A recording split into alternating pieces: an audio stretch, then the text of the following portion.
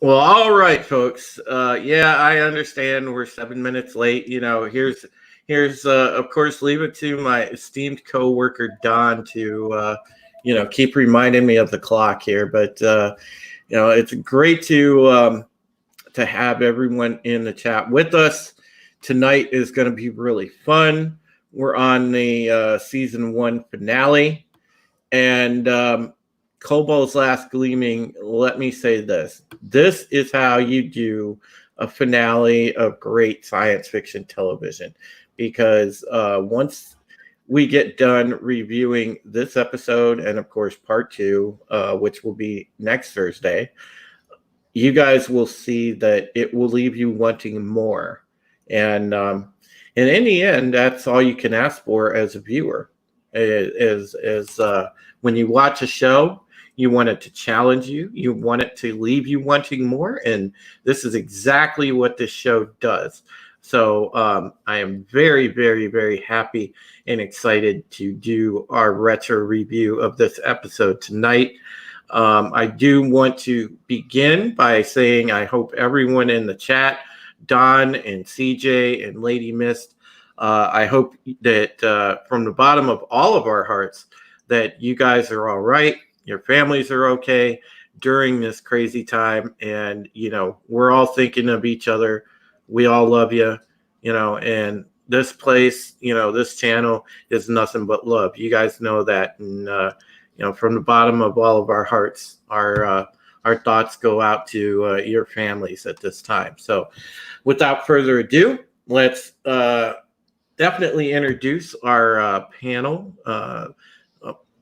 Start with the awesome, the just gorgeous and effervescent Raquel. Oh, he's talking about Steven. Yes. Thank you so much, Drew. Hello, everybody. Raquel, is everything going well for you? Yes, I'm okay. As you know, we're living in strange, surreal, quasi-apocalyptic times. So yeah, I'm doing as well as could be expected. And of course, we have the wonderful, one of my best friends in the whole wide world, Script Doctor PhD. How are you doing, buddy? So far so good. I'll let you know of any updates next week. and of course we have another one of my awesome best friends, and that is author Stephen Welton. How are you doing tonight, buddy? I'm doing well, sir. Hail to the chat. Hail everybody for showing up. Hope you're doing all right out there, living that quarantine life.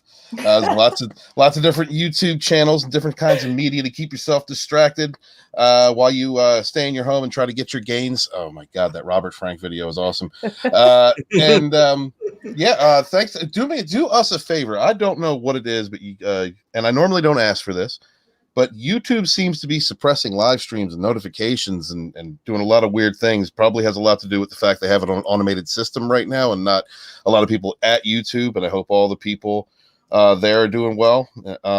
But could you share this link for us, on your social media? Because we'd appreciate it. And like I said, normally I don't ask, but there's something really funky going on with YouTube right now. Hail to everybody. Hope you're doing well. And I'm ready to get this started.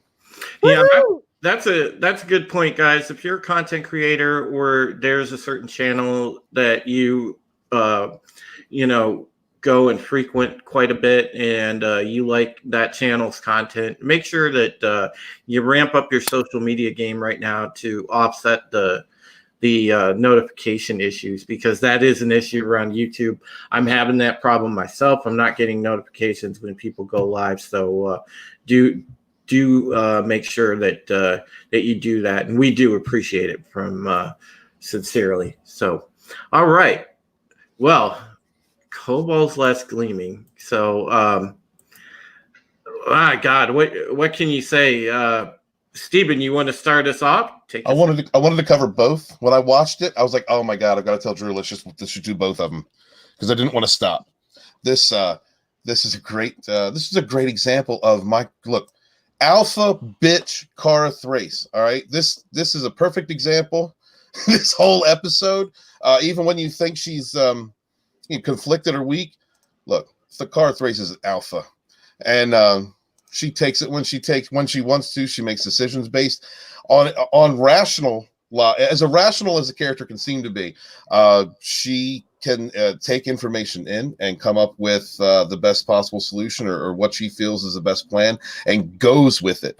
So this episode, Karth race, one of my favorites. And you also get to see a Rosalind. She embraces religion. She's at that point now where she fully embraces. It was just kind of the opposite of Baltar, and it makes you think: is there some kind of a duality there between the good gods and the bad gods? Puts into question Baltar. Your first time watching through this, and the significance of Angelica 6, and So This is a great episode. Can't wait to get into it. And those are my initial thoughts. Mm-hmm. Yeah, I totally agree. I think this episode is excellent, and I love the teaser section. The teaser section of this whole episode, it feels like a book. The writing is that good, and there's metaphor, and there are lots of authorial devices in play here. So just a very, very high-end teaser section that sets up a really great episode. It's your turn, Script. Say something. Come on, man. Keep up. It's a good start for a season finale. It's a very good start for a season finale. Character motivations are set up, goals are set up, revelations are made, choices are contemplated and enacted, and it has a very good type of cliffhanger for a two-parter finale compared to some other shows. Mm-hmm. Yeah. So leading in, there's like a lot going on. This is like an episode where there's a lot of like cutting around after we get into the episode. So, the first cut we see Lee and his dad sparring in the Galactica gym area. Oh, I love that. And and there's that. So you see that little sequence, and then it segues into Kara getting her busy on, assumingly at first with it looks like Zach, and then as we get out of that little sequence, then we go to Hilo running on Cylon occupied Caprica, and Hilo is just running away. He's just freaked out right now. And then, of course, we get this cut where we go to Boomer, and she's sitting there in her rack with the gun. I know. Gun munching. She's gun munching. And she's trying to figure out if she should deep six herself or not. Everything we've been through with this character, that was still hard to watch. Yeah. Yeah. Well, we've actually barely seen this aspect of Boomer compared to Athena and all the other characters. She's just kind of been very like an echo within the first season after she broke up with the Chief. But I find this very different because this beginning kind of sequence, there's a lot of interspersing cuts here. So things are moving around quite a bit. So you're not getting like a fluid segment right off the bat. So we're getting rapid cuts and everything of all our different characters, which is, I think, a device that is a little bit like the pugilism. We've got this sparring match, right? And then later on in the teaser, it's used as a metaphor. So it's actually really cool. So Athena catches up with Hilo. She's kind of standing there and, confronting him. And it's interspersed with Boomer sitting in her rack contemplating if she's going to shoot herself. Yeah. And I actually find that freaking brilliant. That was a brilliant interspersal. Yeah. Yeah, it's like it's like getting inside when you're boxing, right? And these rapid snapshots are bringing us up to speed. So I just like this whole device. And then later on, like I said, it's used as a metaphor, and it's really, really cool. You know, we get to then we shoot to Starbucks, and she's climaxing and calling out Lee's name, right? Bam! She's like. And it's really sassy, because we cut back to Lee then getting knocked out by his dad. So her climax with Gaius signals this knockout punch that he's going to get from his dad, right? Well put. Yeah. Go ahead, buddy. No, I was going to say, you know, and that's kind of the big thing where it really cements, you know, this is the first time like it really kind of gives you a concrete, you know, okay, there's definitely something there with Lee and Kara, and you finally get that acknowledgement, and you know, I mean, there is no stronger acknowledgement than that. You know, when a chick's getting off saying your name, well, you're pretty much on her mind. Yeah, but if she's with another guy, she's kind of not of sound mind. And on top of that, like everybody, I remember when the very first time I saw this episode years ago, I'm like, how the hell did Gaius get in here? Bro, not of sound mind. She's using him as a Steely Dan, and you're saying that she's not of sound mind. What are you saying, SD? Well, come on, like let's think of this logically here. I mean, yeah, she's using Gaius, but why bother? She can just go to Lee. There's nothing stopping her from doing that. No, even the rank is considered her. He's the keg. There's doesn't matter. Her. He's the vice president. What is more troublesome right now, comparatively? Well, but this gets into the authorial device, right? Because then we have Thrace achieving climax, but Gaius doesn't, and then his narcissistic personality disorder kicks in because you know he's called Lee, right? So then, then we shoot back to Adama. Her the way Lee could, yes. And then Adama says, you know, the reason why you always lose is because you never take risks. And this is why you don't win. And the win is Starbuck. This is the metaphor. He's not taking the risk. He has to take a chance, and he has to tell her that he loves her. I mean, this is, you know. Oh no, that is absolutely on point. Like, I'm not disputing that at all. I'm just saying, like, of everything that we've seen led up to this point, we knew that Gaius wanted to bed Kara, but it never seemed to be a reciprocal aspect, especially after she's walked in on him, you know, masturbating in front of a 600,000 blood vials. So the question being is, like, how does she get, why is it this character as opposed to anyone else that could be a part of the flight crew?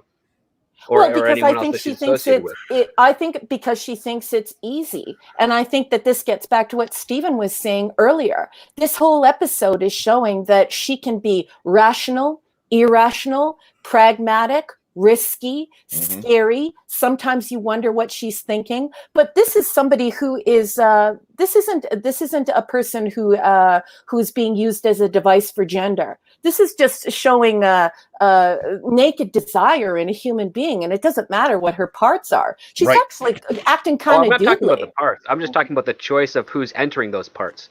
Well, look, girl needed to get laid. She said, "Who's the lowest?" Yeah, like a girl needs to get laid. And we've seen the rest of the cast here on the show. There are a lot more masculine and satisfactory-looking men than Gaius Baltar. Well, in my opinion, but also in the fact of stamina and upkeep. I mean, Sam Witwer, he's maybe just number 2 to Boomer in the Raptor, but he's a guy that's at least got some endurance to him, and we've seen how quickly Gaius jumps into a climax. Script's like, if I was on Galactica, I'd want a Marine to fuck me. That's right. He's got some endurance. Well, that's what you do. If the Marines are only there for propaganda purposes, they're clearly got to make up for it in other aspects. Because the few, the proud, the brave, the ones with the endurance. No, Steve. This is opportunity. He's a Steely Dan. He is nothing more than the dillage of the doage. Dildo! That's all! my gosh, man! See, Cause an alpha. You know, Chief is lonely too. Like Chief could have done is at least more of a confident masculine character and he's also had more time with Kara to at least create a believable desire for a fling as opposed to pompous, creepy Baltar. What about Doc Coddle script? yeah, there you go. He's why didn't the old guy get none? You kidding? Yeah, he's great. He's got drugs for her too. Afterwards, there's a transactional aspect that can be. The reason why I think that this is happening is, in my notes, I was struck by this juxtaposition where you have this person who engages in incredibly risky behaviors, and then you have this Boy Scout. And once again, we go back to this wonderful insight of Stevens, which is in Kara Thrace, in Starbuck, we have both of these things. So in a way, Gaius appeals to this risky part of her nature, whereas Lee is what she truly wants. And in my notes, I say, here we see the writers showing two extremes in personality. Gaius, who takes too many risks because he has NPD, narcissistic personality disorder, and Lee, who's a Boy Scout, and he takes no risks. And this isn't how you get the girl. But I think in a way, the writers are trying to show us that the choice in these two men are both sides of Starbuck, who she really is. She can be rational, wonderful, terrific, and then she can be a loose cannon, scary, unpredictable, risk-taking.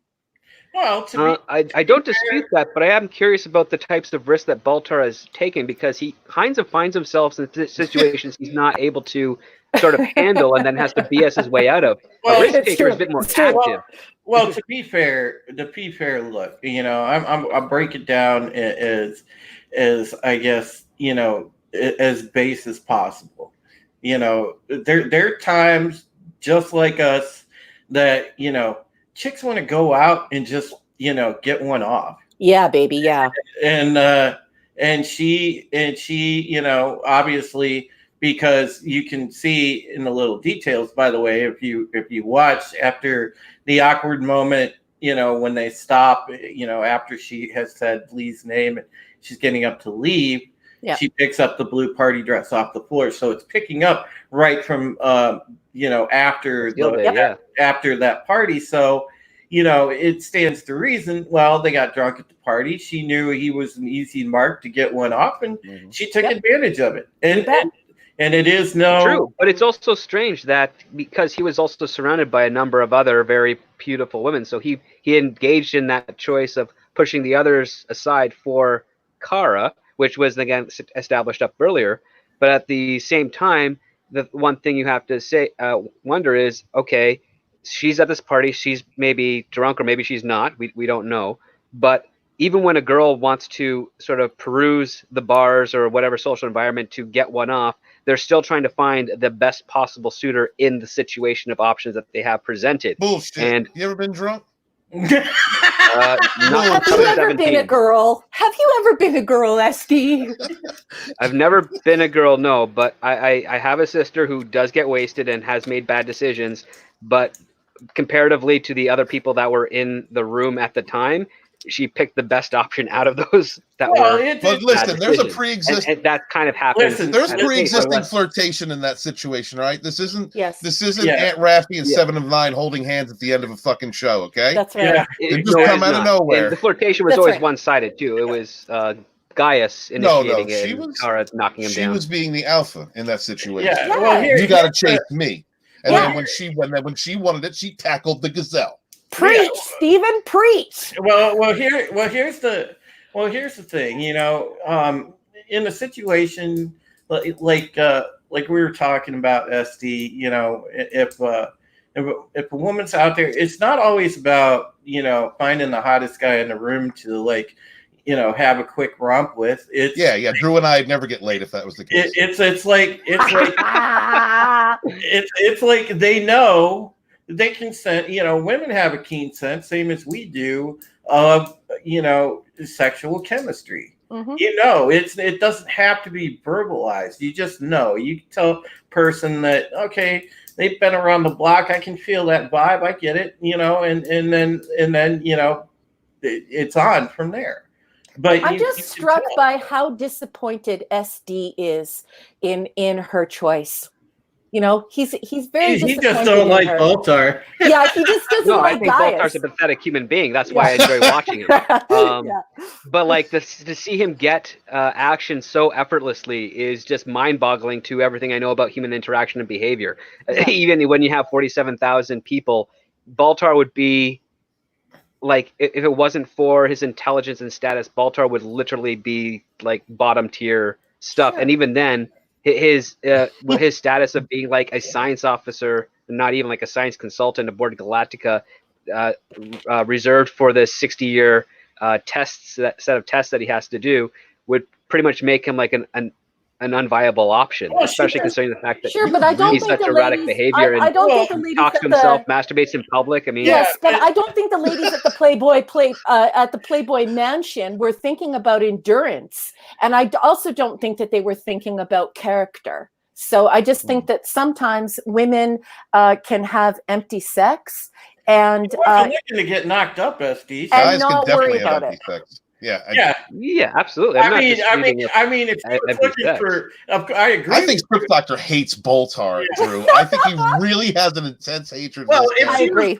If it was a case where, you know, Starbuck was looking for breeding stock, she definitely would not have looked Baltar's direction. She was just looking for a quick lay, and it's like, okay, I choose you because I know you know at least how to you know, get it on. Yeah. And that was that. It was nothing more, nothing less. Now, well, he knows how to get it on because he dropped his pants in front of 60 vials of blood. Yes, he did. I mean, big. He had a long that stroke. does not denote to me as someone who's confident in their sexual prowess, where they have I mean, it would have been thrust into their hand. I mean, she ain't gonna. Now she's looking to like have a kid. She ain't gonna be in bed with him. Yeah, exactly. Right. But it's like Steven said. It's This is also that. about. I don't know any women that just decide to have a fling with someone who. Yeah, but this is also about power, SD. She barrel. gets off. She has an orgasm, and he doesn't. Right. This is all about this showing this episode of her being powerful. I totally agree with Steven. There are two themes here. This is about power and pugilism. This is about, you know, the punch out and the punch up, and it's all about power. And I think I'm not arguing that's why though. she used him. Yeah, I'm not arguing that though, because she could achieve that with any male character. That's the issue. Yes. No. It had Really? to be Baltar. Yeah. I'm pretty sure. I think it had to be Baltar. No, I mean, and for the setting up, for the way they were setting this up, you had Lee and his father fighting, right? Lee's the stronger, you know, thinks he can win thinks he's going to win, and he gets those first few hits in, and then his father's experience is what got him through it. She showed wisdom through experience. He showed he was an alpha, and then you had a situation where Baltar is having sex with Kara, and she has an orgasm. She calls out Lee's name. Somebody else doesn't give a shit about him. Yep. He rolls over because, you know, he's just been used basically, and he knows it. She gets up and leaves like an alpha from beginning to end in this episode, all the way to the jump. Yep. She is an alpha in everything she's doing, even when she's being dressed down by Lee. Yep. Yeah, I'm not disputing that. I'm saying you can still get to the same choices without having to have. You wanted her to fuck Billy. You wanted her to sleep with Billy. Isn't that true? You know what? The same result still would have happened if she slept with Billy and Baltar slept with Candace. No. The same situations could still happen. Could you imagine Billy having sex with Starbuck? Oh God, she'd kill him. Yeah, she would. I'm amazed that she didn't kill Baltar. Shirt off, lipstick smeared across his face, hair all fucked up. Yeah, just walking out. Yeah. Yeah, but the thing is, Gaius is a domestic abuse victim, so he's used to getting his butt kicked. But Billy would be in therapy after having sex with Thrace. You know what I mean? She would ruin the next 3 girlfriends for that man.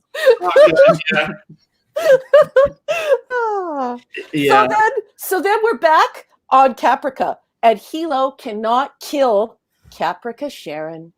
Dun dun dun. He did her though, right? I mean, he has no problem initially like putting one in her chest though. He just like shoots her down. I think that was anger, though, right? That was anger, but I don't think that he could kill her. But it shows his betrayal and also his confusion. I truly feel like he's still confused. Is she a Cylon, or is she a clone, or is she like? Or is she the real one and the others are clones of her? Right. Yes, he's Right. still groping around for this truth that seems unattainable for him. I agree, Esty. Considering this couple, groping is a good word, and I Yes. totally concur. But I think that him winging her was showing just the extremity of that conflict going on within him. Yep. And I think you're right. I don't think he can kill her. So I'm going to be interested to keep watching this. I wish I just kept watching it. The next episode. It's absolutely great. I mean, when she even takes a fall down those stairs, all I was thinking of was that can't be good for the baby. Mm-hmm. Yeah, exactly. And the red blood on the step. This is begging the viewer, the reader, to think about what is life, what is being alive, what is being human. Do I prick me? Do I not bleed? And so here, a huge puddle of red blood. Very sad.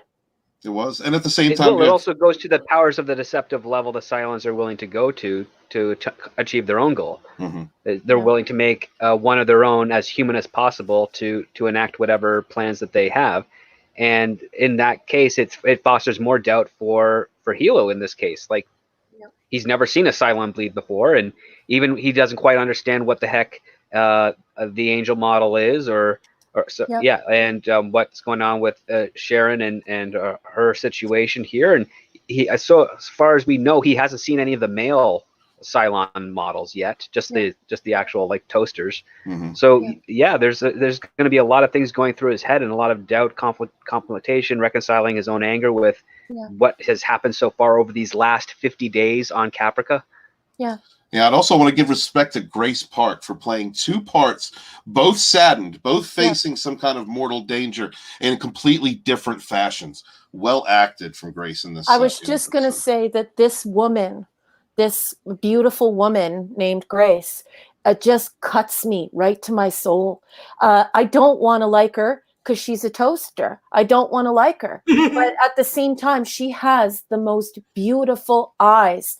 And they have written her to be so conflicted that you cannot help but compassionate her, like you would Mary Shelley's Frankenstein, the daemon. You cannot help but compassionate this being, this creature, because her eyes and just her pity and love for human beings, and she's just she just tugs right on my heartstrings, you guys. And the anguish that she goes through while she's in her quarters, it's palpable. Yeah, it is.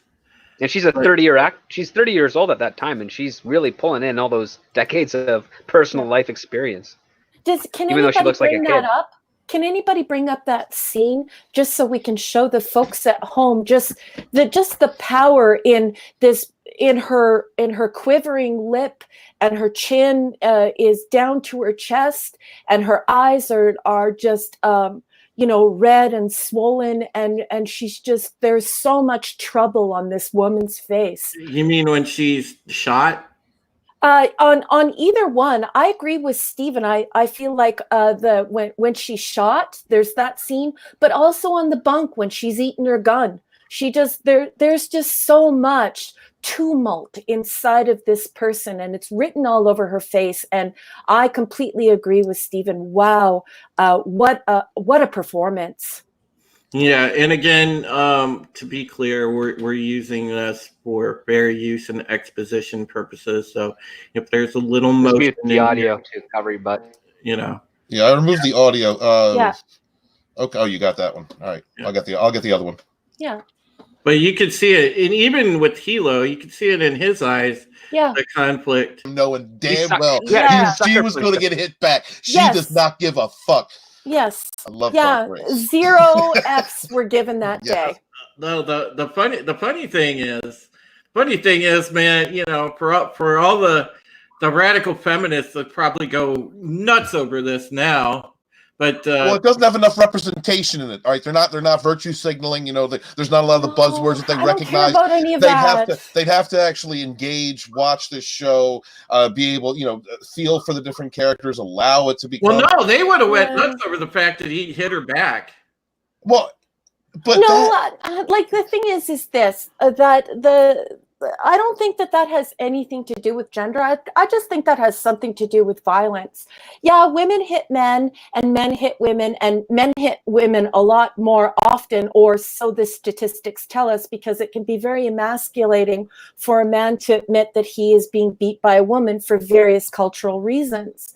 However, I'm going to take the high road here, guys. I mean, feminism for me is not political. I just believe in the dictionary definition, and that is that women are equal under the law. Sure. It doesn't go any further for me. And number two, I don't think violence is ever good. It's not good for women or for men, which is also why I don't dig the new portrayal of women where they have to be just like men. Just as violent as men, just as tough as guys. I'm just, you know what? I'm just tapping out of all of it. Just tapping out of all of it. You want to know why? I'm a pacifist, and I can cut you with words. I will cut you, bitch. But with words. With words. With words. Just use your words. Best moments ever on this stream. Right? Raquel saying, "I'll touch you, bitch." Yes, but with words, not with fists or violence. You don't need violence. What I like about this scene is, you don't feel like you're watching domestic violence. It just sort of feels like it's a couple of military brats going at one another, and then they release it. They let it go. And let's not even mention the fact that the angel smashed Goo Boy's head into the mirror just a couple of scenes ago. Right. Like she cold cocked him right into the mirror, split his head wide open. Mm-hmm. So, I just think that this just shows that violence is bad. Violence is not good. I don't think that this is a teaching moment for feminism, and I don't think it's a teaching moment for how to handle your affairs. I think it just shows that when you're in a life and death situation and you're in the military and you get into a toxic relationship, you could act like a moron. And these two are acting like morons. And nobody should cheer the woman and nobody should cheer the man. They're just morons. Oh, hell, Raquel. You know what I see here? Who instigated this outcome, though? That's the question, right? What actions caused this series of events to occur? And it was from Kara picking Baltar over... Oh, here we go back to this. But I'm just saying, Steven, he's wounded. Listen, SD is your wingman if you're going to the bar. Ladies, all the single ladies, if you are a hot chick and you want to go to the bar, you got to call up SD because he will be the best wingman. He will be like, "I'm sorry, that's a 7.5. You can't go home with him." You know what I mean? Like, he will vet all your choices. He will let you know whether or not you should go there. Hail to that. I think everyone should be more confident in themselves and their standards. It just when I see this scene, God. I see a society that does not place so much emphasis on gender norms or gender this or gender that. I see two people in the military. She may not be as physically strong as him, but she's going to hit back. Or she's going to fight. It doesn't matter if you're a man or a woman. You don't think that she's physically as strong as him? I think that she might be as good as he's a little mini-me, you know what I mean? Like he's a bite-sized boy. You know what I mean? Like I'm a bite-sized boy, Raquel, and I'm tough, okay? He's got guns on. Okay. I'm sorry. Leah Donna does have some good muscles on him. He's got at least twice the body mass that Baltar does. Raquel, if he's not a freaking 6'7" Nordic Viking coming down off of a blank ship into a burning village, it is not a man. Oh God, I love you, Steven. Oh my God, Steven, so hilarious. Yes, okay, so all right, so I guess maybe he might be as tough as her, even though he's a micro guy. I'm done.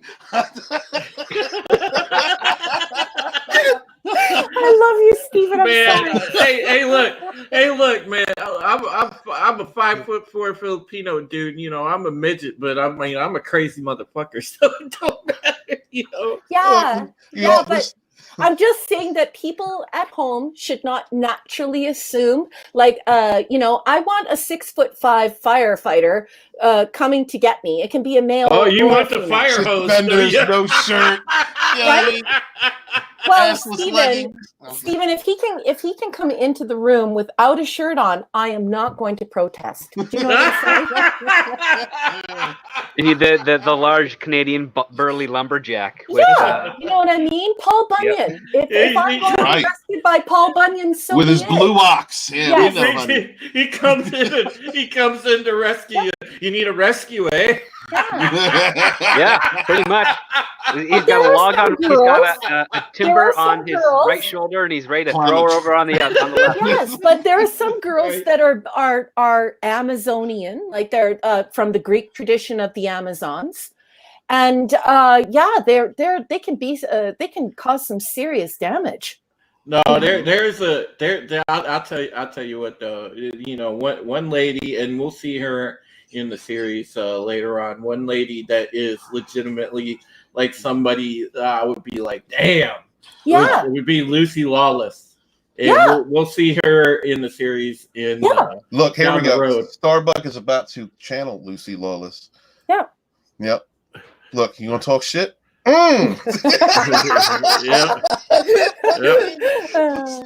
Cara does not care. You said the wrong thing, and she's going to punch you. Yeah. Sorry. Yep. He accuses her of riding several bicycles, and she doesn't like that too much. No, he basically, for all intents and purposes, it says, you're a friggin' whore. But but the thing is, that if way. the shoe fits, she has, taken several rides on several bicycles. Better. Right? Yeah, the brother. If she was a dude, there wouldn't be nothing wrong with it. Right? Oh, I love you, Stephen. That is so true. Well, I mean, man. traditionally, if she was a dude doing that, there would be a lot of guys in support of her. But I'd be like, really, you can't hold on to one girl more than one night. You got to go off to another one. Look, man, sometimes quantity's good. All right, script. Okay. I like At the that same you said time, that. quantity is good, but not one after the other, days apart. Yeah, I Because like that basically, you if you said can't that. go back to the well, then the well doesn't like you. Yeah. All right. Let me catch the. What a nice guy. Let me catch the boxy theories and get caught up with those before they get buried. Oh, we down have the more chat. boxy theories? More Oh boxy? yeah, every the chat's off the chain right now, man. So what we're talking about tonight is box and how you acquire box and boxing. Mhm. So if you want to go boxing and you need to box, and now we're going to talk about boxy. Okay, love you, Raquel. so you put wanted I family love you, jewels. man. You put them in the jewelry box. Raquel, you wanted to go with the grandma and grandpa theme. So Oh, here we God, go. no. DJ Odyssey, just for you. He says, Grandpa Boxy and Grandma was sitting around listening to an old faith healer on the radio. The radio said, place one hand on the radio, one hand on what you want healed. So Grandma Boxy put her hand on the radio and one hand on her tired old heart. Boxy decided, okay, I can give this a try. So he put a hand on the radio and one hand on his lap. His lap or his member? Granny Boxy looked over and said, he said he could heal, not raise the dead. Oh, Oh, oh, that's a dad joke. I want to kick you in the shin.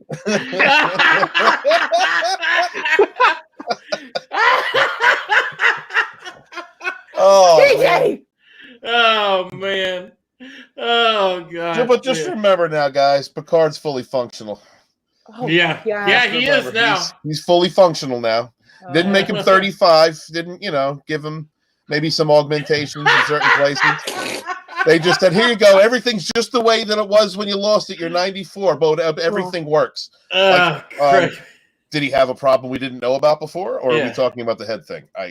DJ said that he sourced that joke from the Great Red Fox. Hey, I ain't gonna argue with you there. God bless Red Fox. That's the God bless Red Fox. I love Red Fox. Oh man, I'm telling you what, this panel is off the hook tonight. The chat is off the hook tonight. You guys are great. You know, without you guys in the chat, I mean, we'd be talking to ourselves. We wouldn't be having half the fun, and you guys make this so much fun. Oh my God, we love you guys. Thank you. You know, yeah, and it just adds to the panel. All right, so what do we got? We got Rosalind and Billy and Alosha. Mm-hmm. Yeah, we do. And they're looking over the scans of Kobol. That's right. The president sees a civilized and thriving satellite image, and it's actually all ancient, long abandoned ruins. And the priestess opens up the Bible, shows her Kobol, the birthplace of mankind, where men and gods live together. And once again, so when we hear them say where men and gods live together, this is once again this beautiful nod to literary high literature, high art. We see this again, right? The old gods, the pantheon of gods, and then the monotheism. So once again, we're showing how learned our authors are, and it's terrific stuff. It speaks to my moon worshipping heart.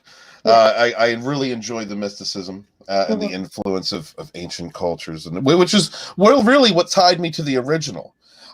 So that translated over in my mind beautifully to how they presented it here. And her having the visions from the Kamala, I remember when she puts it down, she says to this is when she opens the Billy. That this is happening to her. But there's this moment where I'm watching it, and from a spiritualist point of view, I'm looking at this story, and you see her get to the point of it's time to embrace it. It's time to just fully give myself over to that I am seeing these visions and that I'm being led in a direction. And I enjoyed her journey, Rosalind's journey throughout this episode, because I feel like it came to where they've been working toward. And the thing is, they gave us enough information about presented the character in the beginning of the season to where she is now, that you understood who she was. She was an established character who then went through these experiences and then came to this end. And I love I love the entire stretch of this season with her character. I like that you said earlier on in the show, because I totally agree with you, and I actually got the same impression that this wasn't an evangelical arrival. This was a very cerebral arrival. Right. She just sort of deduced that all of this can't be a coincidence. So she arrived at this very rationally. And so, it's appealing because it wasn't too holy roller. You know what I mean? If she would have been getting bit by a snake and pontificating, and rolling up down the aisle, I as an agnostic, I think I would have went ew, but that's not what happened. So.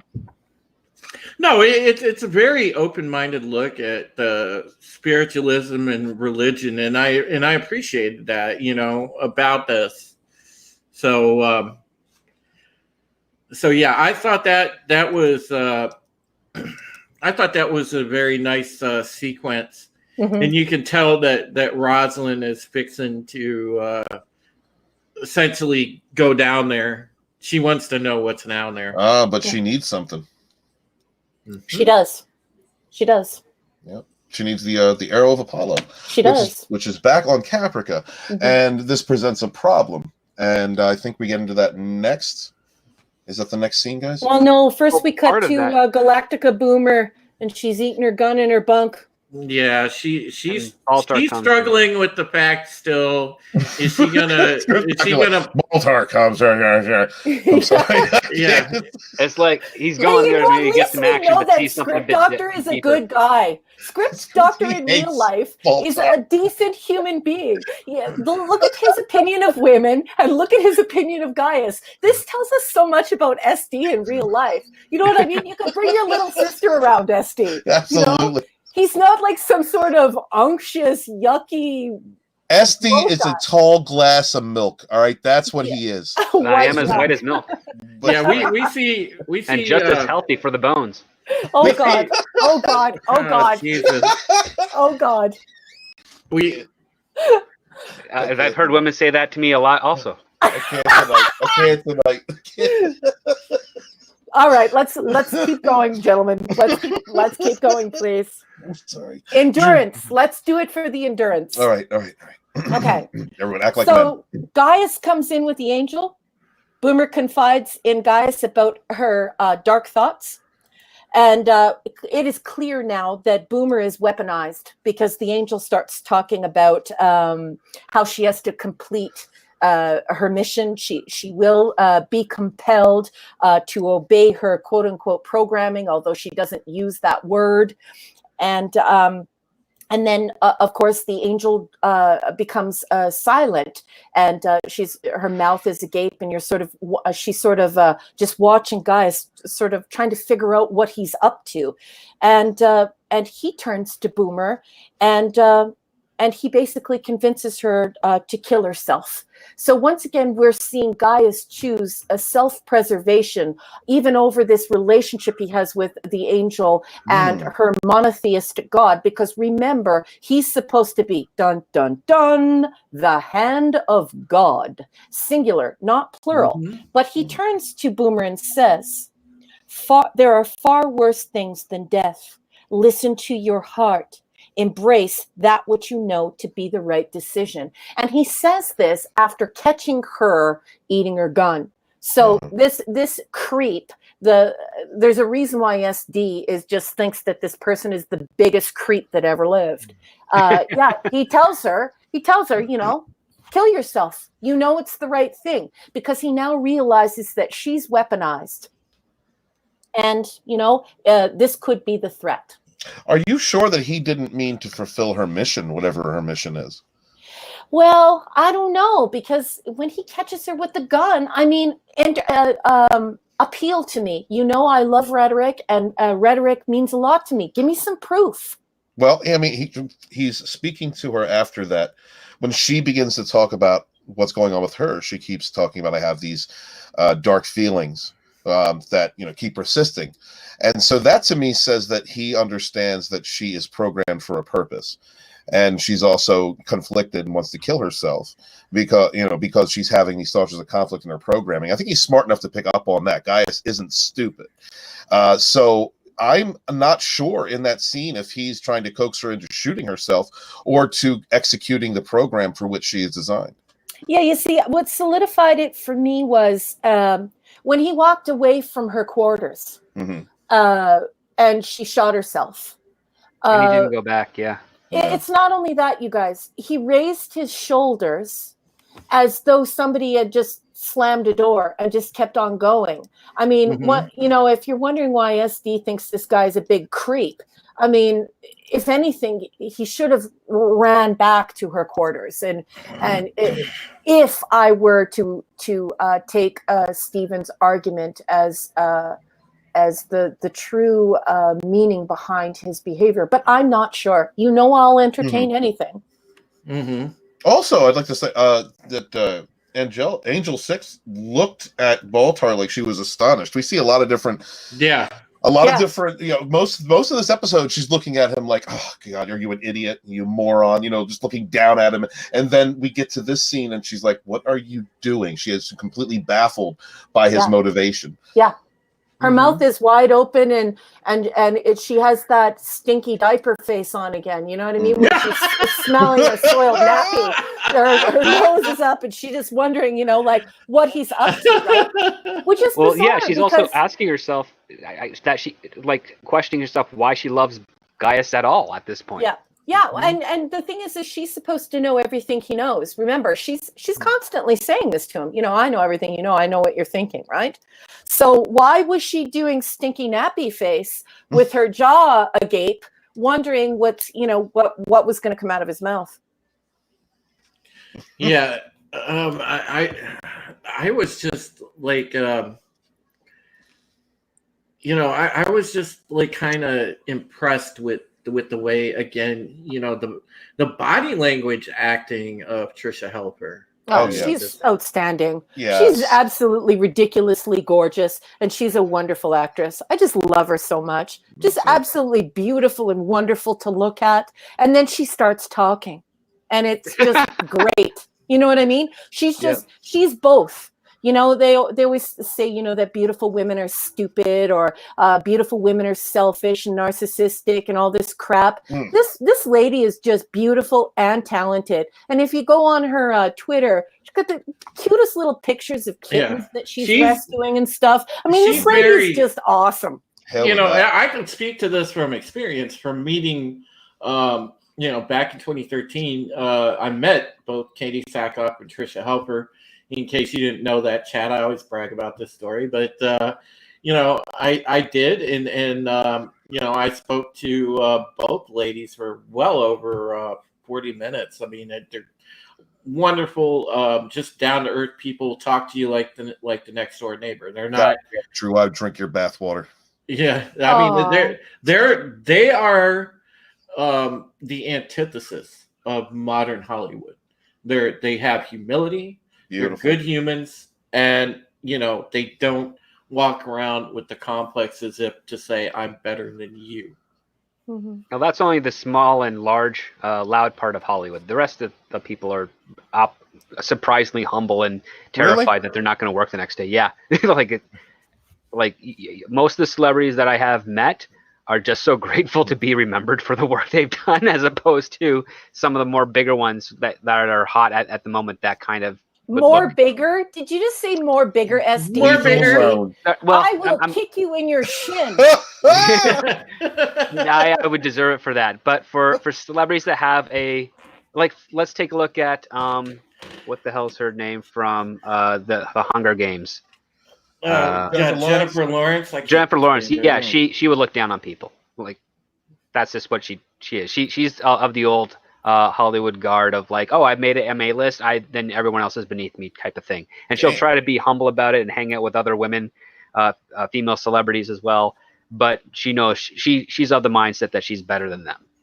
Oh, Jennifer Lawrence. She's one of those that's in the Brie Larson crowd, man. She would. I don't want to not like Jennifer Lawrence. I don't want to not like Jennifer Lawrence. I don't want to not like Jennifer Lawrence. She would kick it. I can't speak to anybody's behavior, but you know, what they're like in real life and what they're not like in real life. But I will say that Tricia Helfer is a drop dead gorgeous, smart, funny, great actress, and great person.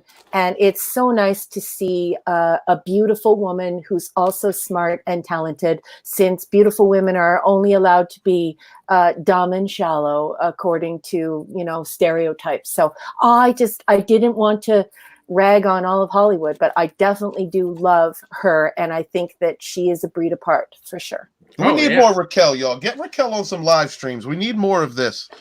I need to hear this more. We need this. Oh, it's very kind of you to say. I feel the exact same way about you. Yeah, Raquel is awesome, and she's one of the best friends that I have in life. So. The Script Doctor is the best wingman on YouTube. He is. He is. All right. So what am I supposed to do? A sub channel of like for ladies of what type of guy they should be looking for when inebriated? No, why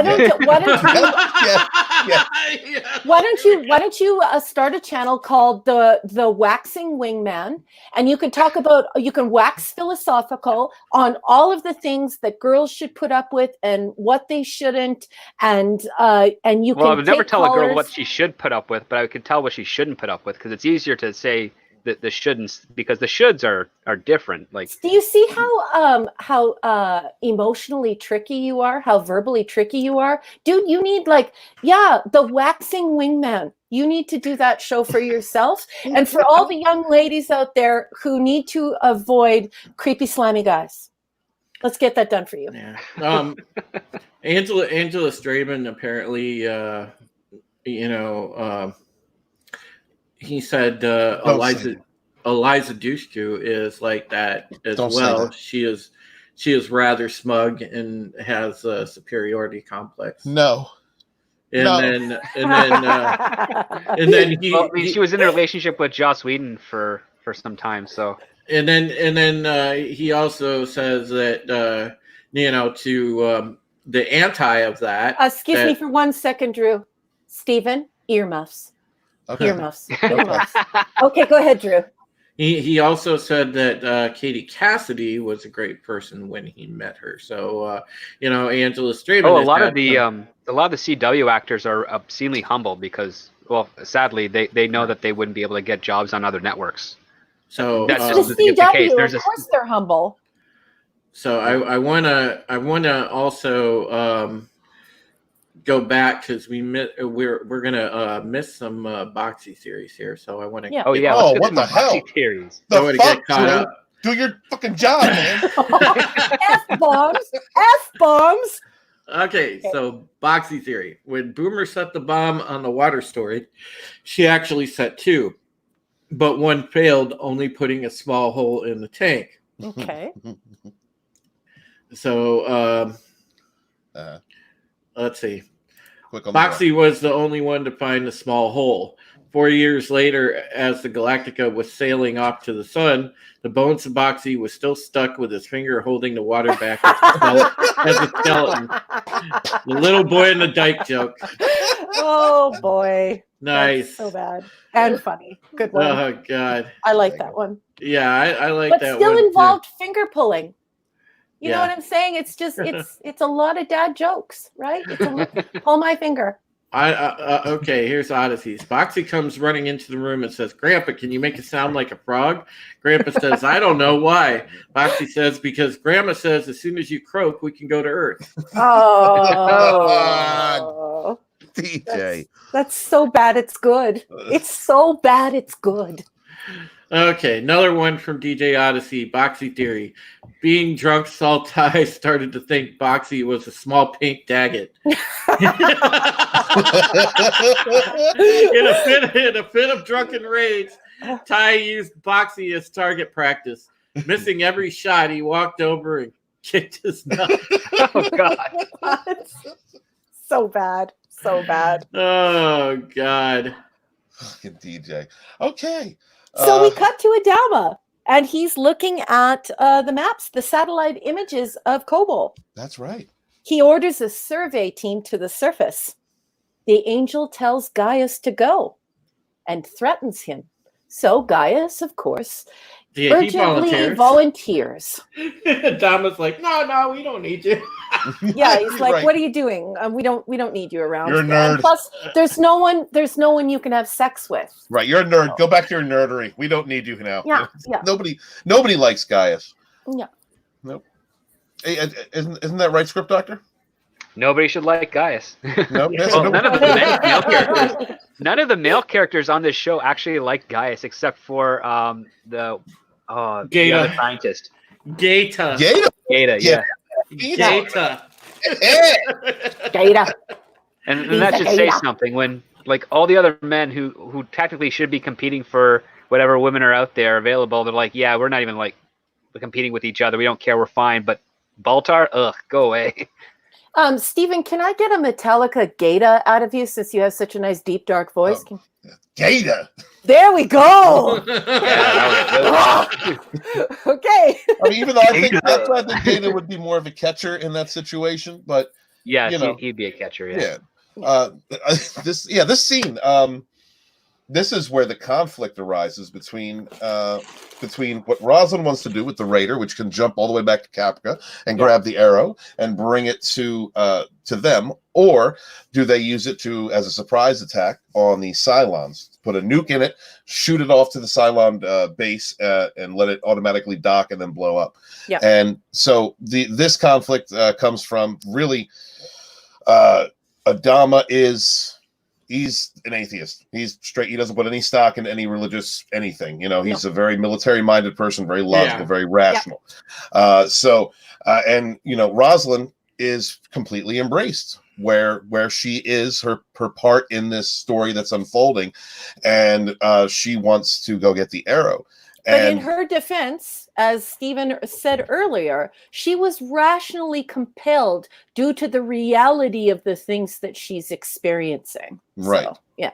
Right. So we have two strong type personalities, both with different roles to play within this government, this construct that they've put together, this mock-up of a government system just to keep everyone, to keep things moving along as they try and find a home for humanity. Whereas Adama runs the military. This is his purview to decide what is done.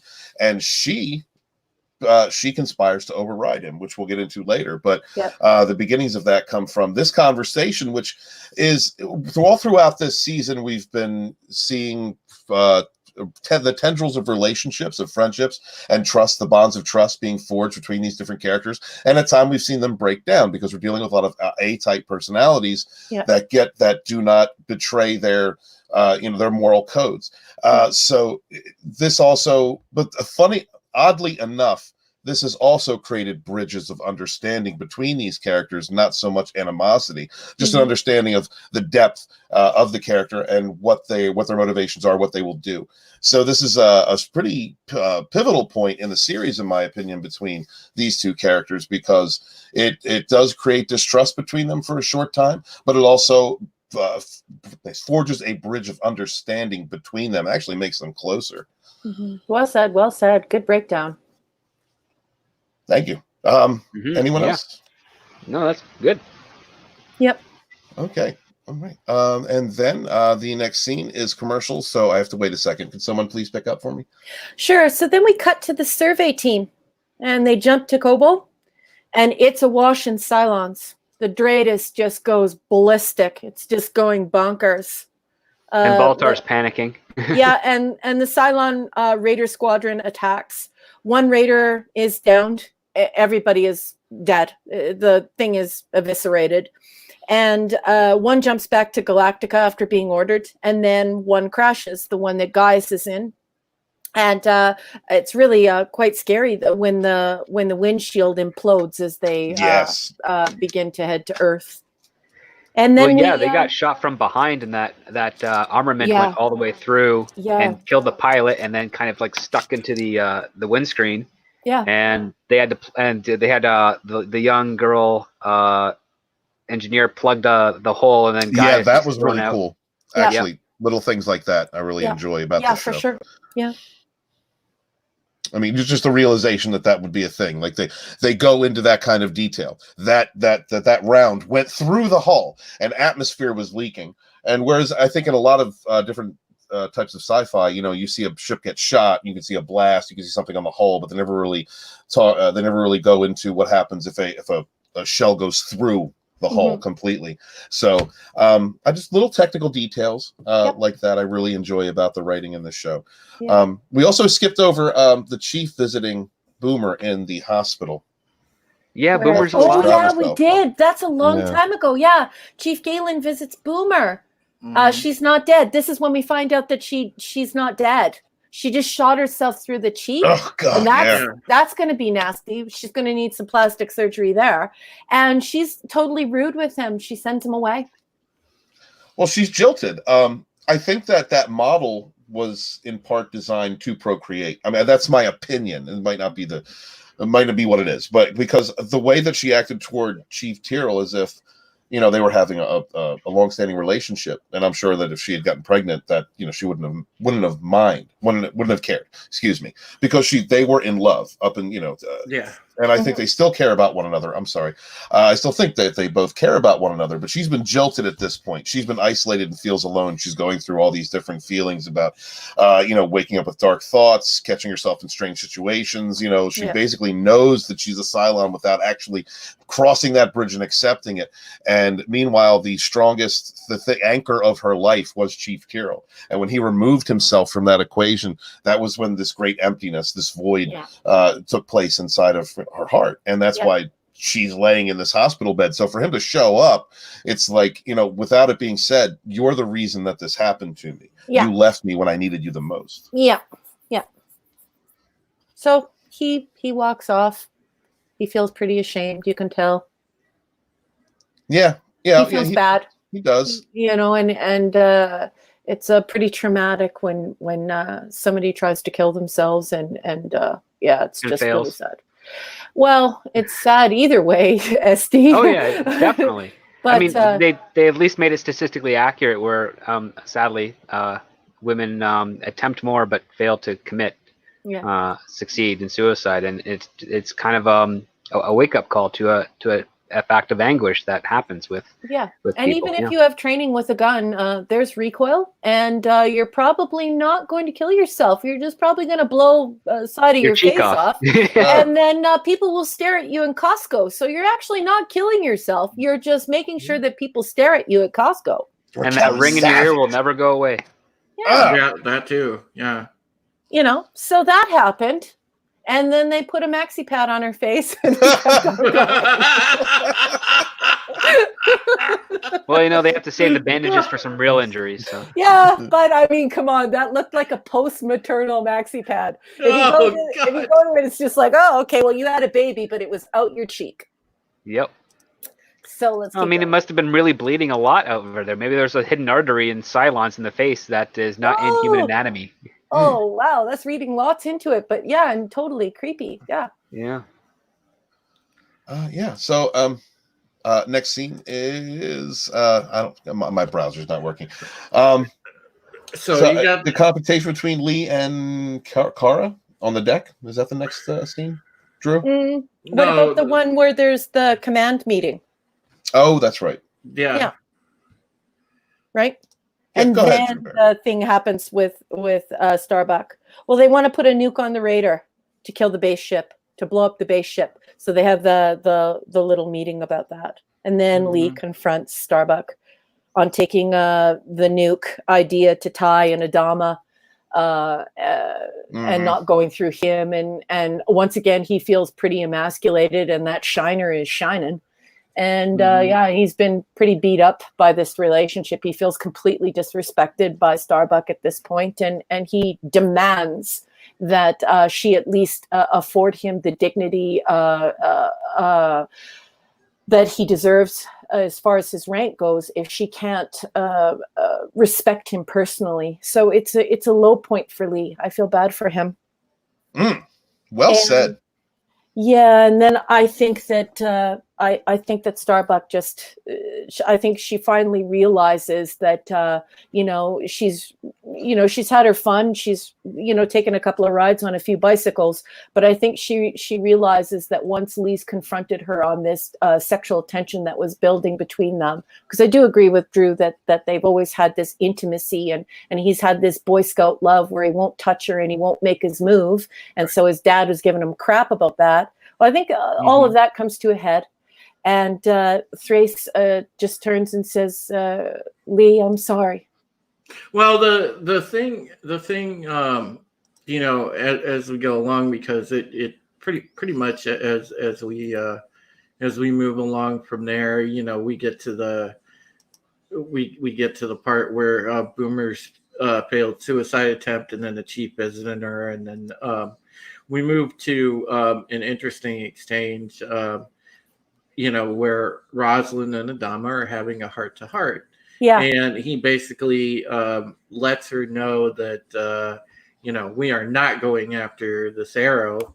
We're going to do the recon mission on Kobol, and that's that. And so it cuts to the Raptors launching from Galactica for the survey mission. Yeah. Yeah. Yeah. Yeah. Then yeah.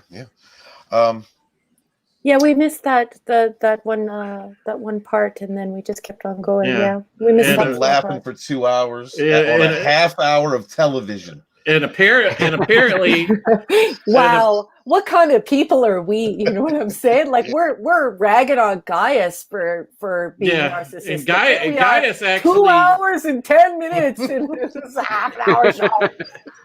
And, who are we? But funny enough, Gaius actually gets to go along on the mission. And of course, when the Raptors get in range of the planet, the base star jumps in, and they're jumped by Raiders. Yeah. Yeah, that was a bit of a surprise. And how did they know about the planet before everyone else? Right? Exactly. It just are they tracking Galactica? Are they that's really the question. When they found those trackers, right? The transponders. Yeah. We also didn't really cover that. They also found the three transponders that act, that will let the the raiders know that you are another one of them, or you are a Cylon vessel. Yeah. And that was going to be used on the ship, on the raider that was going to be piloted into the base star. But the question becomes, are they being tracked? Because how did they find Kobol? What information did they have? How did they get there before Galactica did? Raise a lot of questions. It does, and it raises questions for me about this, circle of life, that they keep on experiencing these same stories cyclically. So, I'd like to see the carbon test dating on these ancient ruins, because you're wondering through which cycle did the Cylons get to Kobol.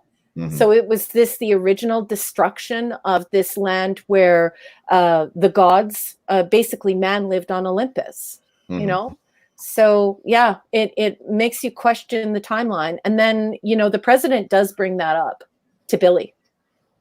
So yeah, she wants to know how many, is this Kobol, or is this just another cycle of it? Yep. Yeah. Right. So it makes you question, Stephen said a couple of episodes ago, just how far out have the Cylons gone? And so that's a part of it. And then the timeline part of it, you're just wondering, what part of the cycle are we in? Okay. So. And let me tell you, when they get jumped by the base ship and the raiders in orbit, man, that is 3 minutes of intensity. I mean, because the next thing you know, the pilot shot, he catches a tracer and he's dead, and Baltar for a second is stuck up front, trying to hold the controls. And then he's shocked and freaking he's completely revealing his true colors. And then he's sitting there trying to hold the stick, oh shit, and then Crashdown's get out of the way. Sam Witwer, he's trying to make his way. Well, we all know Gaius is always holding his stick. He is. Yeah. He's all just his own. He's not going to be holding a stick to help anyone else. Yeah. Yeah. No, there's multiple levels to that joke. Don't worry. Oh, chat. How we love your patience. Thank you for being patient with us, chat. We love you. And so the raptor that they're in, is spiraling out of control. And meanwhile, on Galactica, it shows Ty and Adama and everything in CIC. Gata is explaining to him about how the transponders work, and then all of a sudden they announce that one of the raptors has come back, and Ty thinks that the raptors come back early, and Adama said, no, something's wrong. And then, of course, we cut back to the fact that the raptor that has Gaius and Tyrrell and Crashdown and the rest of the major members of the survey team is in peril and about to crash land. Yep, and then that leads into I guess Kara's choice, right? Because that hasn't actually happened yet in the time part, because it ends with her not enacting the plan to go and bomb the base star, but actually head out to Caprica and get the part. But I think I'm skipping over a revelation I'm skipping over the revelation that Rosalind gives to Kara when she asks her to go back to Caprica instead of this mission. Yeah, and there's also that meeting that Stephen wants to get into that I'd like to hear his thoughts on, because I have a bunch of notes on it too. And that's the cut to the president and Billy, because that is when Billy, has the full conversation with her. But anyway, let's back up and you go first, SD. Between the conversation of her and Billy. Oh gosh, okay, I got to remember that because this was 12 hours ago. So Lee and Thrace go at it again, and then Thrace apologizes, and then we cut to the president and Billy talking, right? And Billy's Mhm. trying to talk her out of redirecting Starbuck to the Arrow. Right. Yes. So he's trying Right. to figure. Yeah. He's asking her to weigh the situations. What's more likely, that we just um, avoid the take out the base star, do what we got to do here, and then keep going. And then Roslyn's like, well, I'm kind of committed to what's going on with these stories here. Yeah. Yeah, like that. Yeah, that scene's just not. Why am I not able to remember it in much I think detail it's other than the that? reason why It I was really like that quick, scene though. is because I was thinking the same thing as Stephen, that there's really this symbiosis between Billy and the president, and they always seem to be able to anticipate each other's thoughts and feelings.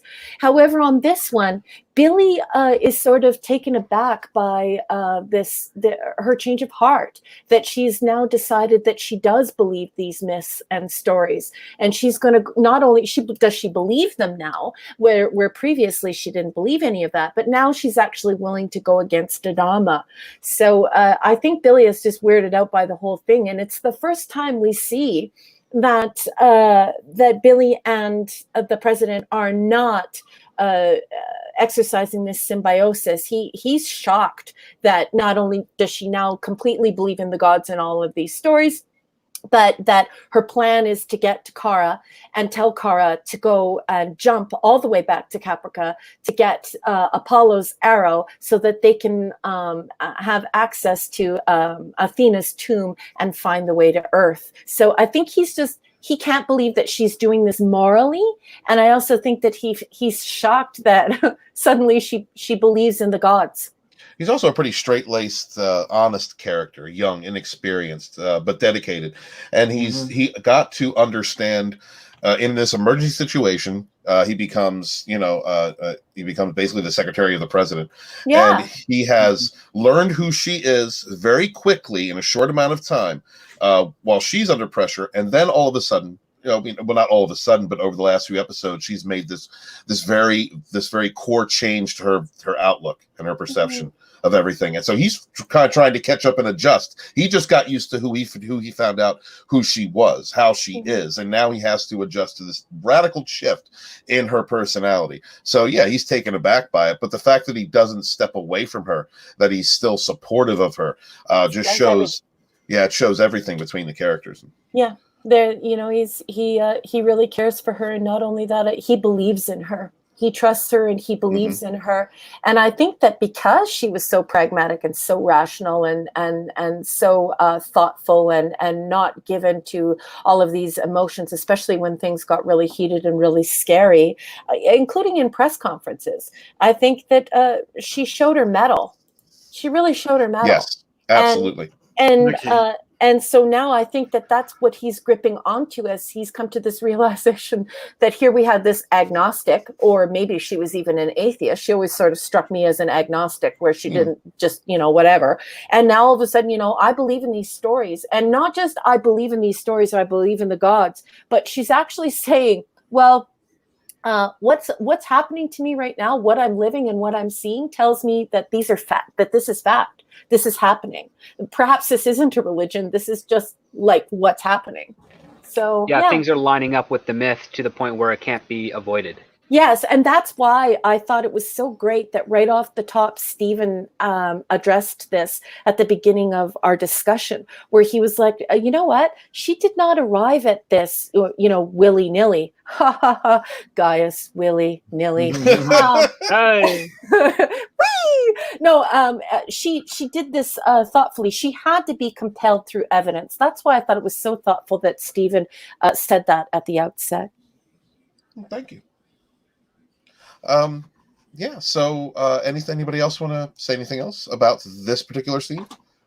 Well, what's great about this scene is how much weight it gives to what ends up happening when she starts talking to Kara right after. We see the importance of it and how she's trying to doing something that she doesn't really want to do, which is sort of break Kara's trust with Adama, but at the same time tell her like how this part of the myth needs to happen in some way, or else we're all going to be doomed. It's not really in keeping with her character, is it, SD? because she just basically turns around and says, you know, Adama lied. And Yeah. and he did it well. She doesn't attack him. She's quite kind in her delivery of it, but she does manipulate Kara here, and she does betray a trust to somebody who she cares about and somebody who she trusts, which is Adama. And that's a breakdown of the command as well, because now we see her using her power in a way that's perhaps not so good, because she says, Adama lied about knowing the way to Earth, and he did it to give you hope. No, the difference. Like she's not lying about the lie that Adama made. He's just saying, like, you have to know that the truth of what's going on right now, because the stakes are so high that without it, we won't have the hope that Adama is promising. Yes. Lauren Roslin was the Secretary of Education. She understands the importance of wisdom, and she is a politician. She approached this situation as a politician. Yes. Yes, but she did so with a little bit of compassion. I just like the way that she did. I just like the fact that I believe very strongly that this whole episode is really about power and about how you use power. So I just thought that it's so funny that we look to the president as this person who is moral and ethical, and we care for her, and we see that through Billy. That we learn to trust her because she sees situations not in black and white, but in grayscale. And so to see her, go behind Adama's back here to get the job done, you're sort of cheering her on, but you feel bad because you love the old dad. Like, you don't want to keep anything from the old dad. And let's face it, Adama is the shit. I mean, I love that guy. I would not want to keep a secret from him, but it just seems like everything and all of the stars are aligning to keep this from him, and it's going to have to be kept from him. Yeah, but it to your point about power, it's also about the responsibility. Roslin is choosing the responsibility of the whole colony over the responsibility of what would be an instant victory in a strategic situation. Yep. And on top of that, she's actually asking Kara, she's saying, I'm going to tell you the truth, and you can go to Adama and ask him about it. Yep. And I'm not going to stop you. So there's giving a little bit of trust there. Yep. And even though Kara does go to Adama, she doesn't outright say, hey, is this the actual thing? She kind of tippy-toes around it because she doesn't want to embrace the responsibility that and the truth that Adama could be, just giving her false sense of hope in these dire times. And this goes back to her decision making at the beginning of the episode, where she's just not ready to commit to the action she wants in her heart.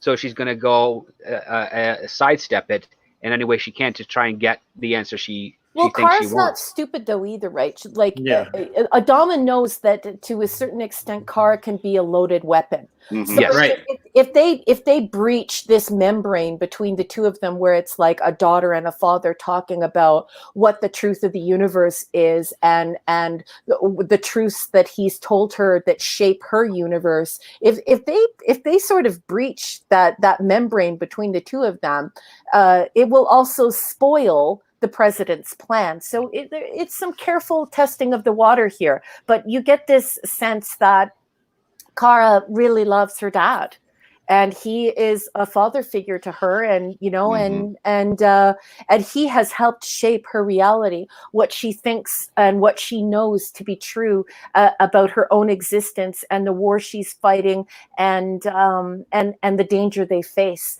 and the fact that he might not have been entirely honest with her and sort of treated her like a child in a way by telling her these things just to give her quote unquote hope. We see Kara grow up a little bit here and realize that maybe your dad tells you things sometimes to make you feel better, while he shoulders the real burden and the real terror of what you're actually facing, which is that all of the colonies are just wandering around like playing pin the tail on the donkey, and they have no idea where Earth is.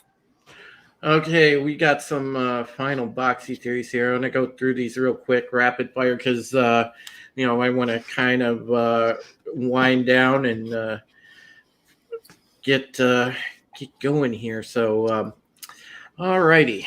Let's see. Boxy theories. We had them coming fast and furious there for a while.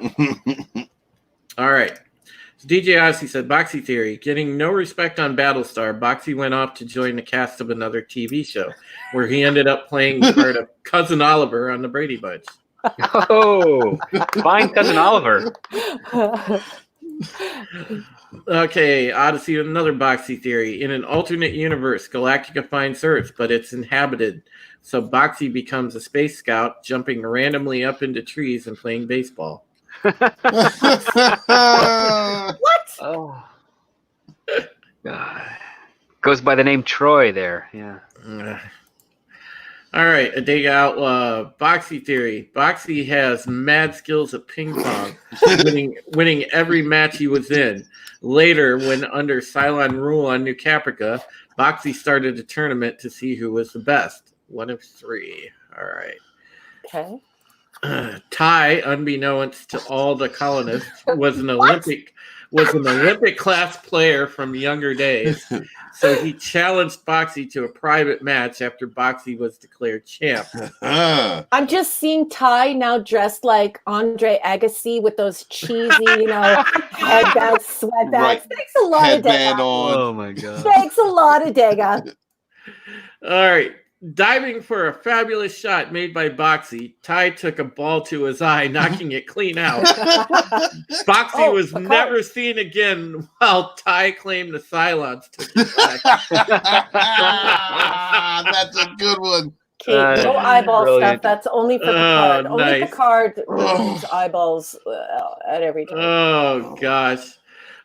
Big shout out to Stone Loki, aka Loki's Mornings of Mischief. Nice to see you. Obviously, PJ's hanging out, chilling in the chat. My boy Palanuki's in there. Thank you. Palanuki's in Yeah. here. Orville Nation! Wes is in here. Everybody's in here tonight. We are doing awesome with the chats tonight. So Thank you, bud. thanks everyone for hanging out with us. And we're gonna go ahead and We've been making dick jokes all night, really, is what's happened. Script Doctor really hates Gaius Baltar. Yeah. Dick joke. Even Raquel, she just jumped in, was like, screw it, I'm gonna do dick jokes with the boys. Yes, she did. She did. So obviously, we see now after the conversation between the president and Starbuck, we cut to where Apollo's escorting the Raider. Starbuck's piloting the Raider. Mm-hmm. Then all of a sudden she goes on a scramble channel with the Dama. He explains to him, I'm about to make a decision, and he said, what are you doing, Starbuck? And she said, well, I'm bringing the cat in. And Adama just says, if you're going to make a decision, make sure you don't regret it later. And then pretty much at that moment is when she jumps away. Obviously, we know that she's going to be headed to Africa. Alpha female. Yeah. Go ahead. And Apollo confirms that she's jumped away, which by the way, I love that sexy Mark 7 Viper that he's flying. Mark 7 Vipers are my favorite. Mm-hmm. But aside from that, that's where the show ends as we cut away seeing the look on Adama's face as he knows that. And he's not even mad. Like, he loves her so much, he's not even mad. Like, he just lets out like a sigh. And because Ty asked, "What is she doing? Where is she going?" And he just says, "Home." And then that's right. I think there was a part of him that wanted to go with Rosalind's plan, but he was just thinking too logically. He didn't want to put any stock in faith or any of that. He's down to the numbers. This is a guy that's trying to save an entire civilization. He has no time for mysticism or any of that. But I really do believe that there was a part of him that wanted to go with that plan. There's imagine Adama trying to pitch that idea of going back to square one. I mean, to a certain extent, I don't think that would have been possible. I mean, I think he had the power to do it, but I completely agree with Stephen.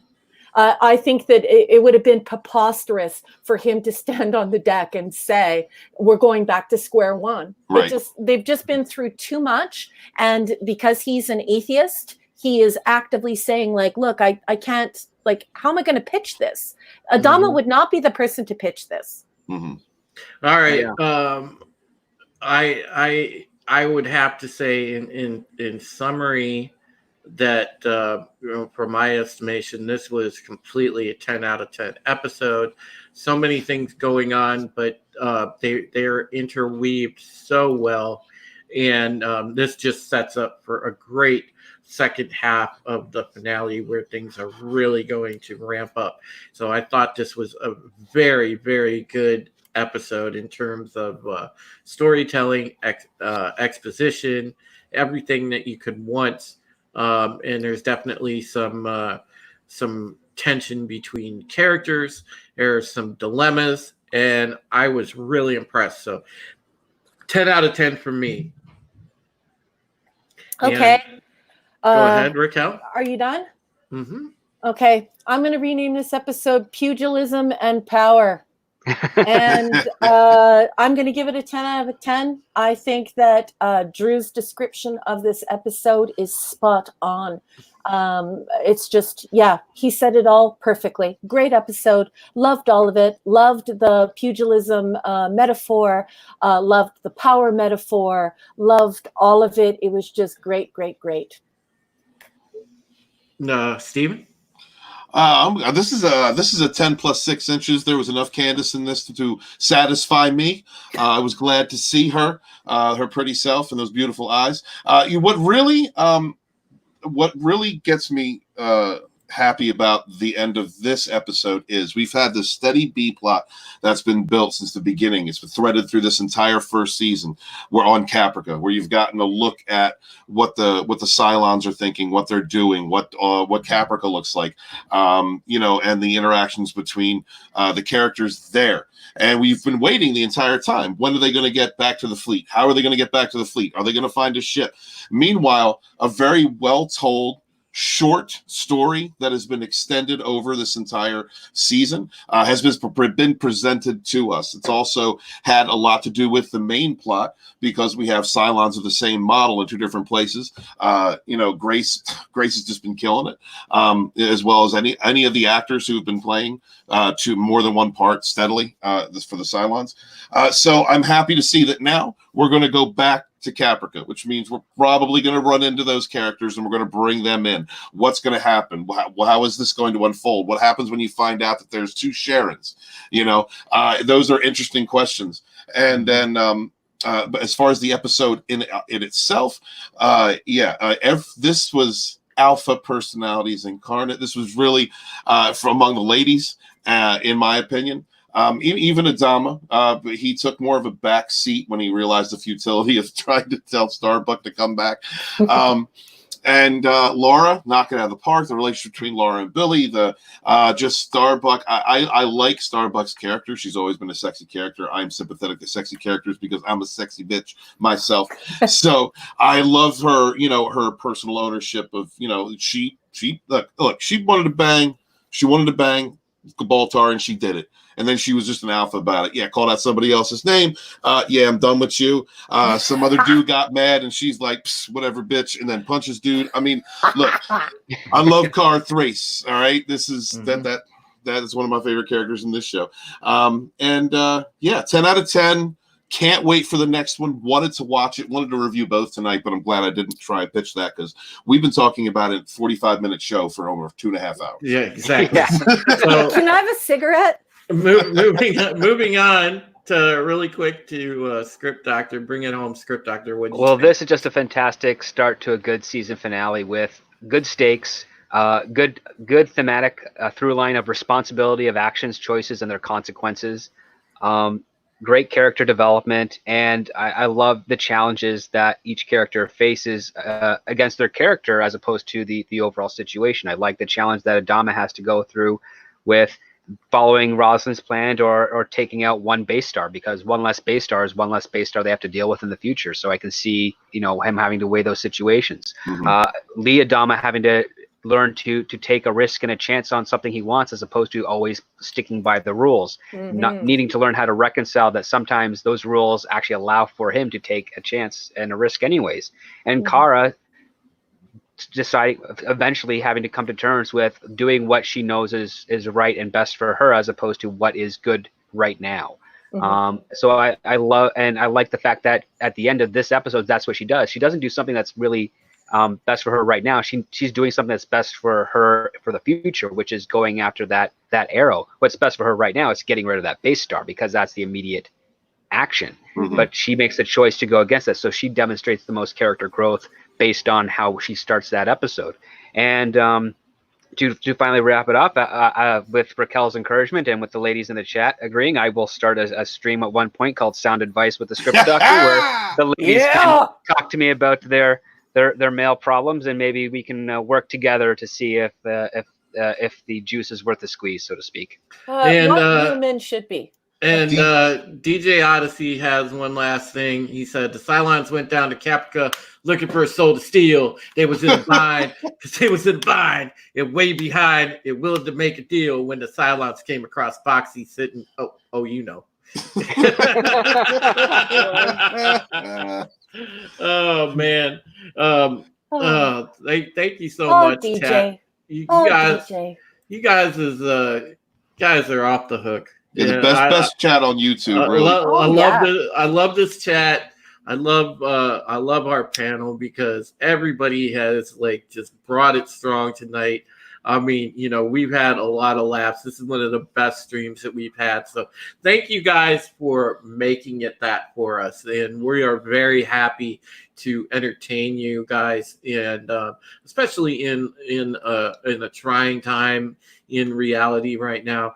This is what we need: laughter and company, and this is the best thing that we could do for one another. So please come back next Thursday night. We'll be doing the same thing. We'll be doing part 2 of Kobol's Last Gleaming. It's going to be awesome, and we'll go around real quick, let everybody plug their channels, and then we will wrap it up. So Raquel, anything that you have going on? I am honored to be a part of this panel, so please join me here next Thursday. I love this panel and I love this chat. I think we have a great crew here, I love it. I'm also on Orville Nation with PJ. I do the Power Women Wednesdays. Other than that, just want to thank everyone in the chat, and I just want to thank the panel for tonight. I had a blast. I had so much fun with you guys. Take care, be safe, and we're thinking of you. What time is that show on Wednesdays? I didn't know you guys were doing that. Power Women Wednesday, same as it is for us tonight. Okay. It's at 9 p.m. on Wednesday Eastern evenings. Yeah. Okay. Sometimes he moves it around depending upon the guest, because sometimes PJ books actors and actresses, usually actresses. And so sometimes it's actually a window, Stephen, of about 3 hours. Okay. He announces it well and good and ahead of time so that everyone knows, and they can just hit the ding-a-ling so they know. Yeah. Sometimes I can make it on there. I get the honor of being on there, and then other times because like they had yesterday when they went live the same time as we did the Bounding into Comics stream. It wasn't possible, but Power Women Wednesdays are a great watch. So. I love PJ. I love what he's doing, what he's building, the direction he's taking his channel. I am 100% behind him. I love everything he's doing right now. So I'm going to come check that out. Yeah, that'd be really great. I would be honored. I think you're a very intelligent and very kind and engaging person. So it'd be really cool to have you stop by. Stephen, anything you want to plug? Your own I am channel? author Stephen Walton, and YouTube hates me right now. I don't know why, but I'm losing subs left and right. I don't know. I guess I'm that bad. But honest to God, this, and not just for me, but for your favorite channel, your favorite YouTuber, whatever it is, make sure you're still subbed. You have to check their channel now. I'm not getting notifications out. I've had the worst run of videos since I started. And I'm talking since I started, like, had less than 100 subs. I've gotten more views then than I'm getting now. I don't know what it is. So get out there, support your favorite YouTuber. Please share their videos, like them, be active in the comments, let people know when they're out. Because I don't know, with everything that's going on, I think that the YouTube algorithm is just really screwed right now. It seems like a lot of people are getting suppressed. Their channels are getting suppressed. It's very draconian right now, guys. So please, it's imperative that you support your favorite creators. Yeah, absolutely, man. And that's it. Find me on Twitter at Lodonis, Lodonis. You can catch me on the Fourth Wave on Saturdays with Sporky News Podcast and an array of guests. And then later that night is the Fourth Wave Late Edition on Bear Nerd Fun's channel. And you can find me on Tuesdays for TR4. That's me, Sporky News Podcast, Lorena Creole, and Jane Theory. Having a lot of fun on that show. Please stop by and check it out. And that's it. Thank you, Drew. All right, Script Doctor. Yeah, you can find me on Twitter at ScriptDoctorPhD. I also have a YouTube channel, youtube.com/thescriptdoctor. And if you've been enjoying this positive conversation about Battlestar Galactica, please follow my great friend Drew Taylor and myself over to Comics Division's channel, where we're going to do a stream about Picard over there. Nice. So we can still have some fun and keep the stuff going. Yeah. Comics is great. Yeah, we're gonna go over there, guys, in about 5 minutes, and we are gonna go and bring ourselves to the depths of depression. Okay. So we'll follow you over there. Yeah, I'm heading over. Come on, head on over to Comics Division. Division. Definitely. Yep. All right. So again, make sure that you catch us every Thursday on here for the Pegasus Actual Podcast. Follow me on Twitter at Supreme Heretic. Read me on boundingintocomics.com. And also, guys, I'm only 25 subs away from 200. Get me to 200, please, Oh, guys. yes, please. I Yes, appreciate please. you. All right.